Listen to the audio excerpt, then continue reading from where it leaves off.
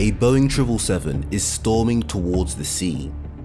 A trainee pilot has made a huge mistake during landing. The plane has got too slow and is too close to the sea. In an effort to increase altitude, the inexperienced trainee pilot keeps on increasing the pitch of the aircraft, causing it to bleed off even more speed.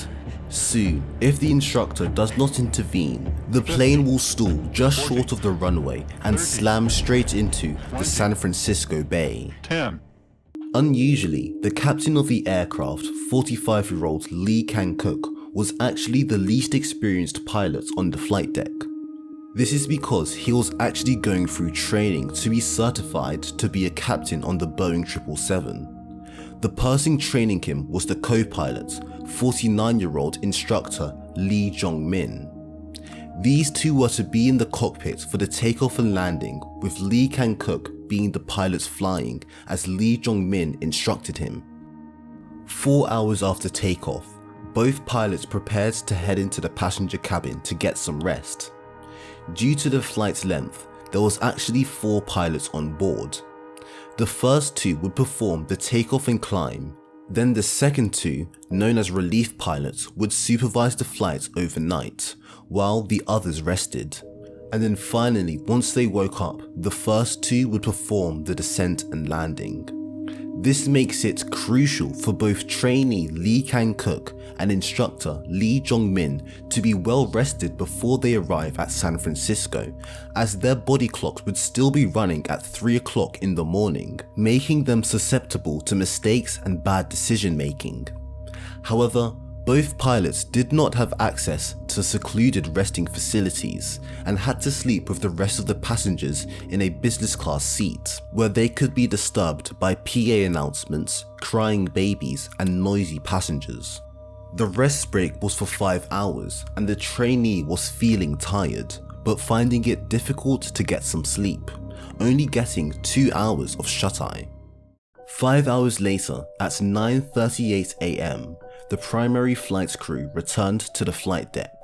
At this point, their body clocks would have still been at 1 AM. Trainee Kang-cook was feeling stressed because the runway they were landing on was undergoing construction work, meaning that the glide slope was currently out of service. The Instrument Landing System, or ILS, has 2 key components: the localizer and the glide slope. The localizer guides the plane horizontally, ensuring it's not too far to the right or not too far to the left of the runway. The glide slope controls vertical guidance. It ensures the plane is not too high or not too low, so that it touches down at the right spot on the runway. Without the glide slope, the trainee would have to judge his descent rate visually, which shouldn't be an issue for a well-trained pilot. But Kang-cook was concerned about his ability to conduct a stable visual approach without the help of an electronic glide slope. This was because Asiana Airlines had failed to properly train their pilots on how to manually land an aircraft. An Asiana Airlines simulator instructor stated that manual flying was a big scare for everybody, and he believed that pilots avoided flying manually because of concern that they may do something wrong, and the company would blame them if they performed a go-around or a hard landing. He went on to say that the manual flying syllabus didn't even include instructions as to the approximate power settings and the correct pitch attitudes required to land safely. Kang-cook would never discuss his concerns with the instructor. At 11:12 AM, the relief first officer returned to the cockpit and occupied the center jump seat. He would act as an observer during the approach and landing, as the instructor would have a high workload as he was supervising the trainee. However, this relief pilot also struggled to sleep with all the noisy passengers, and had felt tired since waking up. He even tried to make himself feel more alert by going to the restroom and performing stretches. Passing through about 6,300 feet, the flight crew had the airport in sight. But the crew ran into a problem. They didn't know when to start their final descent because they were so used to letting the autopilot do the descent for them until they were within 1,000 feet of the ground. To understand what happens from this point, it is crucial to understand the three key modes of the Boeing 777 autothrottle and autopilot systems. The first is vertical speed mode. This controls how fast the plane climbs or descends, measured in feet per minute. In this mode, the autopilot adjusts the plane's pitch to reach the set vertical speed, while the engine thrust controls the plane's airspeed. The second mode is flight level change or flight level change speed. Here, the autopilot adjusts the plane's pitch to control airspeed, not the engine thrust. If the plane needs to go faster, it pitches down. If it needs to slow down, it pitches up. The final and the most important mode is hold. In this mode, the autothrottle disengages from the thrust levers, meaning the autothrottle no longer controls airspeed or vertical speed. This can only happen if the pilot manually moves the thrust levers or when in flight level change mode and the thrust levers reach idle. Descending through about 4,800 feet, 14 nautical miles away from the runway, the plane was too high to land, so the instructor suggested, let's descend slowly to 1,800 feet. The trainee then asked for the flaps to be put into the 5-degree position. The ATC controller then instructed the flight to reduce their airspeed to 180 knots, which was selected onto the autopilot's panel. But because the autopilot was in flight level change, in order to slow the plane down, it pitched the nose of the aircraft up instead of reducing engine speed. This was a problem because the plane was already too high. They needed to descend faster. To compensate for this, the trainee sets the autopilot mode to vertical speed and selected -1,000 feet per minute. This did force the plane to descend more quickly, but a side effect was that it caused the speed to increase. They were 5 knots above the ATC requested speed, and both pilots didn't realize. It was the observer pilot in the center jump seat who reminded them that they were to be at 180 knots. The aircraft's speed brakes, which are designed to be used in this kind of situation, would never be considered by either of the 3 pilots in the cockpit. At about 3,500 feet, the crew lowered the landing gear. Shortly after, the instructor stated, "This seems a little high." About 2 seconds later, the trainee stated, "Yeah," indicating that both pilots knew that something wasn't right with the descent, yet they still carried on. Kang Cook selected the vertical speed mode to -1,500 feet per minute, which is extremely steep for any approach. He may have known this had Asiana Airlines trained him properly. At this point, it was very clear that the flight crew were not capable of safely landing this approach. Going around was the only sensible option. But due to the company culture that Asiana Airlines had fostered of pilots being too scared to go around out of fear that the company would punish them, the pilots continued their descent. About 6 nautical miles away from the runway, the landing gear had helped slow down the plane, and they were much closer to the correct altitude for landing. So they reduced their descent rates to -1,000 feet per minute. The trainee stated that the missed approach altitude was 3,000 feet, and so they must change the MCP selected altitude to 3,000 feet. Once they reached waypoint Duet, the aeroplane was about 450 feet above the 1,800 feet minimum altitude depicted on the approach chart. To obtain a higher descent rate, Kang Cook selected flight level change.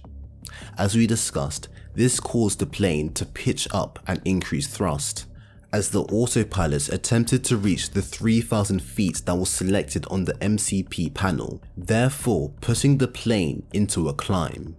Realizing his mistake, Kang Cook disconnected the autopilot and pushed the thrust levers back.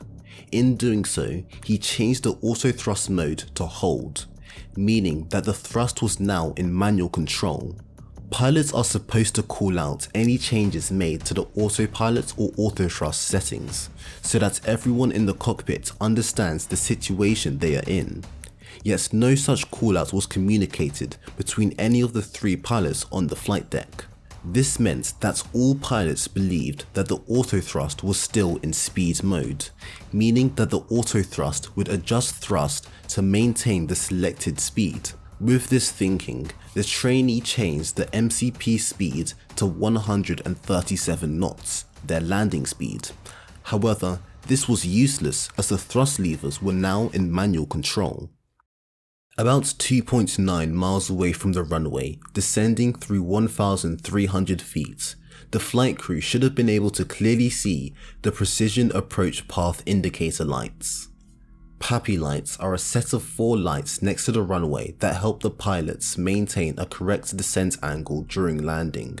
4 white lights means that the plane is too high, 4 red lights mean that the plane is too low, and 2 white lights and 2 red lights means that the plane is on the correct glide path. The pilots of Asiana Airlines Flight 214 saw 4 white lights. Kang Cook called for the flight directors to be turned off, as the purple crosshairs are useless at this point of the descent and clutter the primary flight display. Normally, both flight directors are to be turned off and then the co-pilots to be turned on again. This is so that the autothrust is reset from its current position and put into speed mode. But the instructor failed to do this. Instead, he turned off the trainee's flight director, but not his. Had this been done correctly, the autothrottle would have immediately kicked in and maintained their landing speed of 137 knots, avoiding what is about to happen next. 2 nautical miles away from the runway, just above 1,000 feet, approximately 250 feet too high, the instructor stated the obvious: it's high. The trainee responded by pushing his control column forwards, increasing the descent to a dangerous rate for their altitude. This was called out by the observer, who stated, "Sink rate, sir," and the trainee replied with "yes, sir," but he didn't do anything about it. Reaching 500 feet, pilots are supposed to do a stable call. The pilot not flying, known as pilot monitoring, calls 500 feet, and the pilot flying has one of 2 responses: stable or go around. For the pilot flying to stay stable and continue the approach, the plane must be on the correct flight path, correct descent rate, correct airspeed, and correct landing configuration. Flight 214 was descending too fast, and so did not meet the criteria and must go around. However, the instructor would never call out 500 feet, and so the trainee would never call for a go around. The San Francisco Tower controller cleared the flight to land on runway 28 left, 1.3 nautical miles away from the runway. Going through 500 feet, the PAPI lights showed white, white, red, meaning that they were slightly above the correct glide path. As they descended further, it soon showed white, white, red, red, but it wouldn't remain like this for long, as the plane was still descending too fast. Soon enough, 1 nautical mile away from the runway at 331 feet, the PAPI indication changed to 1 white and 3 reds. The trainee had not decreased his descent rate fast enough, and now they were too low. So he pitched the nose of the plane up, still believing that the autothrottle would compensate by increasing thrust, but the thrust levers remained idle. The airspeed was about 122 knots, 15 knots below the landing speed. The descent rate was about minus 900 feet per minute, 200 feet too much. The trainee was desperate to avoid getting 4 red lights, as he thought he would fail his flight and would be embarrassed. So the trainee increased the pitch even more to slow the descent, but this led to the plane bleeding off even more speed. As he did this, the PAPI indication changed to 4 red lights. The instructor stated the obvious: it's slow. The plane, still bleeding off speed, reached 114 knots, 23 knots slower than their landing speed and close to stall speeds. The electronic voice announced 100. Finally realizing the dire situation they were in, the instructor pushed the thrust levers to full thrust. However, it can take up to 10 seconds for the Boeing 777 to spool up from idle to full power. 10 seconds that they didn't have. 50. Reaching 103 knots, the stick shaker activated, 40. indicating an imminent aerodynamic stall. 30. Finally, 29 feet above the 20. ground, Trainee can cook announced go around. 10.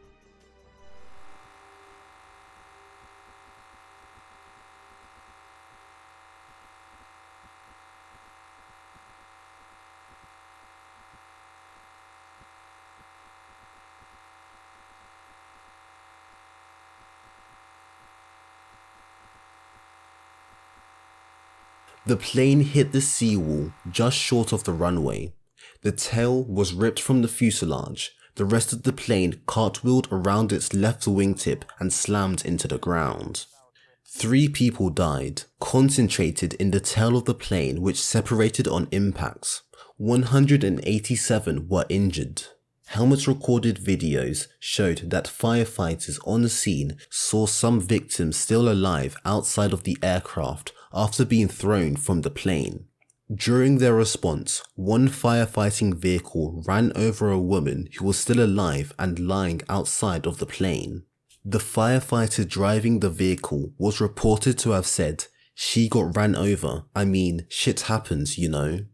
The woman would later succumb to her injuries as a result of being ran over. Additionally, KTVU fell for a prank and accidentally announced the wrong names for the pilots involved. We have new information now also on the plane crash. KTVU has just learned the names of the 4 pilots who were on board the flight. They are Captain Sum Ting Wong, Wee Tu Lo, Ho Lee Fook, and Bang Ding Ao.